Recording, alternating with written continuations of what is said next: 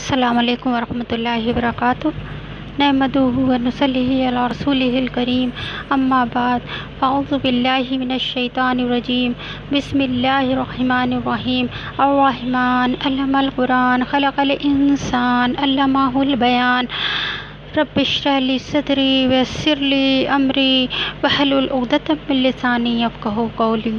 اللہ پاک نے سورہ یاسین میں فرمایا، وَنُفِخَ فِی الصُّورِ فَإِذَا هُم مِّنَ الْأَجْدَاثِ إِلَىٰ رَبِّهِمْ يَنسِلُونَ قَالُوا يَا وَيْلَنَا مَنْ بَعَثَنَا مِن مَّرْقَدِنَا هَٰذَا مَا وَعَدَ الرَّحْمَٰنُ وَصَدَقَ الْمُرْسَلُونَ۔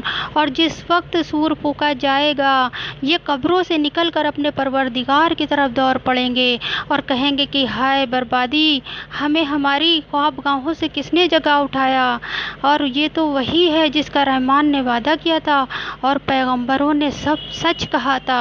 تو میری پیاری بہنوں، جب ہمیں اللہ تعالیٰ کے وہاں جانا پڑے گا تو ہم ایک حدیث پاک کا مفہوم ہے کہ آدم کے بیٹے کے پاؤں اپنی جگہ سے ہلیں گے نہیں جب تک کہ اس سے 5 چیزوں کے بارے میں نہ پوچھ لیا جائے۔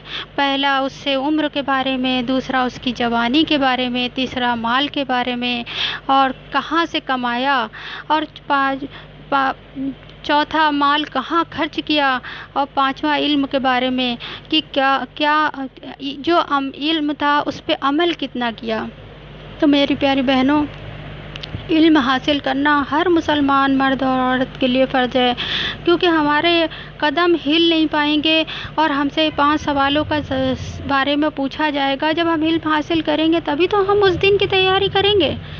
ہاں، اگر ہمیں معلوم ہی نہیں ہوگا تو ہم تو غفلت میں زندگی گزار دیں گے اور ہم اللہ تعالیٰ کے وہاں کیا منہ دکھائیں گے پھر۔ علم کے معنی ہے جاننا۔ مقصد یہ ہے کہ ہمیں حال کا امر پہچاننا آ جائے، یعنی میرے اللہ اس حال میں مجھ سے کیا چاہتے ہیں۔ 24 گھنٹے ہمیں یہ خیال آ جائے کہ اس وقت میں کیسے اپنے اللہ کو خوش کر سکتی ہوں۔ علم کا مقصد یہ ہے کہ ہمیں تحقیق کا جذبہ آ جائے، جیسے کہ ایمان کے بارے میں بتایا تھا، جب ایمان دل میں اترتا ہے تو اللہ کی معرفت آ جاتی ہے۔ جب اللہ کی معرفت آ جاتی ہے تو انسان اللہ تعالیٰ کو راضی کرنے کی کوشش میں لگا رہتا ہے، اب اس کے